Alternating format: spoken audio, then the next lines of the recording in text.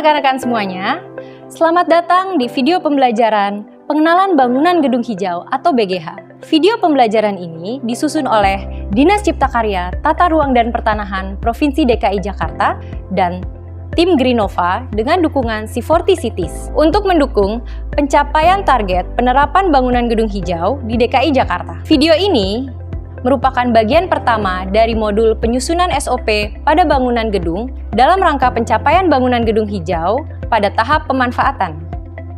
Pembelajaran topik kali ini terdiri dari dua video utama. Pada video pertama, Anda akan mengenal konsep dan kerangka kerja bangunan gedung hijau. Berikutnya, pada video kedua, Anda akan mempelajari alur proses sertifikasi bangunan gedung hijau.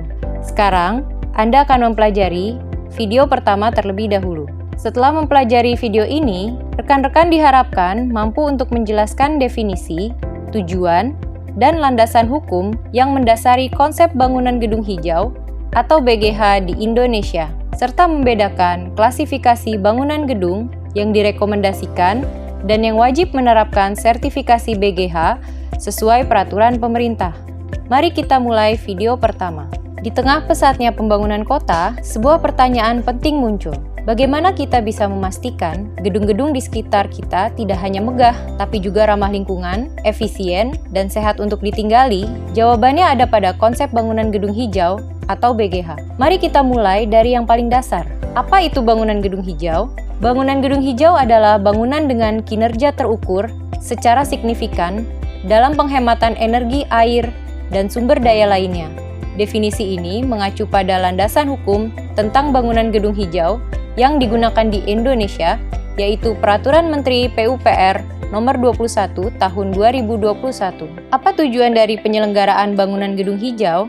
Penyelenggaraan bangunan gedung hijau diharapkan dapat mendorong pembangunan keberlanjutan, menghemat sumber daya, mengurangi dampak lingkungan, dan meningkatkan kualitas hidup penghuni bangunan, terutama dari efisiensi energi dan reduksi emisi karbon. Penyelenggaraan bangunan gedung hijau diharapkan dapat membantu tercapainya target Enhanced NDC yang mengacu pada Paris Agreement. Penyelenggaraan bangunan gedung hijau kemudian diterjemahkan menjadi target capaian di Indonesia sesuai amanat dari Peraturan Pemerintah Nomor 16 Tahun 2021. Penerapan bangunan gedung hijau diharapkan dapat menurunkan konsumsi energi rata-rata sebesar 25% dan menurunkan konsumsi air rata-rata sebesar 10%. Bagaimana caranya agar sebuah bangunan gedung dapat diklaim sebagai bangunan gedung hijau? Agar klaim bangunan gedung hijau bersifat objektif, maka sistem standarisasi perlu dilakukan. Standarisasi ini dilakukan melalui sebuah perangkat penilaian yang umumnya disebut sebagai rating tools, yaitu perangkat penilaian yang dapat mengukur kinerja bangunan gedung secara sistematis. Rating tools bangunan gedung hijau yang pertama kali dikembangkan adalah BREEAM dari Inggris, yang dikembangkan pada tahun 1990. Menyusul pada tahun-tahun berikutnya adalah LEED dari Amerika Serikat, yang dikembangkan pada tahun 1993. Lalu NEBRS dari Australia pada tahun 1998, CASB dari Jepang pada tahun 2002, BCA Green Mark dari Singapura pada tahun 2005, BEAM Plus dari Hong Kong pada tahun 2010, dan masih banyak lagi. Sistem rating tools ini dikembangkan sesuai kondisi iklim dan teknologi masing-masing negara, sehingga memiliki sistem dan kriteria penilaian yang berbeda-beda. Indonesia sendiri memiliki dua rating tools yang dikembangkan di dalam negeri, yaitu bangunan gedung hijau dari Kementerian PU dan Greenship dari Green Building Council Indonesia. Namun dapat ditemukan juga rating tools internasional yang sudah banyak diterapkan pada berbagai bangunan gedung di Indonesia, yaitu H dari IFC, BCA Green Mark, LEED, dan BREEAM. Lalu, bangunan gedung apa saja yang perlu memiliki sertifikasi bangunan gedung hijau? Apabila merujuk pada ketentuan Peraturan Pemerintah Nomor 16 Tahun 2021, terdapat dua klasifikasi bangunan gedung, yaitu rekomendasi dan wajib bangunan gedung hijau. Bangunan gedung yang wajib bangunan gedung hijau dapat kita simak pada tabel di layar berikut. Namun ada ketentuan tambahan pada Peraturan Pemerintah Nomor 16 Tahun 2021 Pasal 124 Ayat 1. Khusus bangunan gedung negara dengan luas di atas 5.000 meter persegi wajib melakukan sertifikasi bangunan gedung hijau. Untuk kategori wajib ini, rating tools yang harus digunakan adalah bangunan gedung hijau dari Kementerian PU. Pemerintah pun telah menetapkan target yang ambisius untuk mendorong penerapan ini, baik untuk gedung pemerintah maupun gedung baru lainnya. Lewat aturan terkait bangunan gedung hijau, Kementerian PU menargetkan seluas 12 juta meter persegi bangunan gedung kantor pemerintah agar tersertifikasi BGH.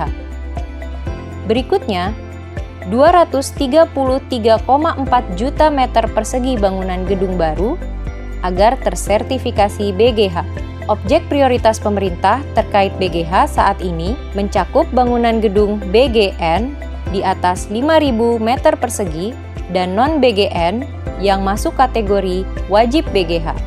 Perlu kita ketahui juga bahwa sertifikasi bangunan gedung hijau umumnya memiliki sistem pemeringkatan untuk menunjukkan kualitas hasil capaian implementasi kriteria bangunan gedung hijau.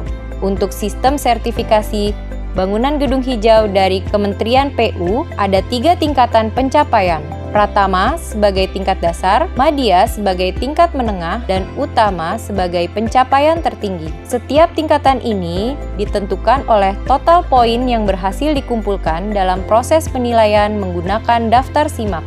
Penilaiannya juga disesuaikan secara spesifik dengan tahap siklus hidup dan jenis bangunannya untuk memastikan hasil yang akurat dan relevan. Semakin tinggi poinnya, semakin prestisius pula predikat hijau yang disandangnya. Materi tentang bangunan gedung hijau memberikan gambaran kepada kita bahwa pembangunan fisik tidak luput dari tanggung jawab kita kepada lingkungan alam kita. Bangunan gedung hijau yang bertujuan untuk menghemat sumber daya lewat keberlanjutan lingkungan tanpa mengorbankan kenyamanan penghuni adalah cara kita untuk menunjukkan kepedulian kita kepada lingkungan alam.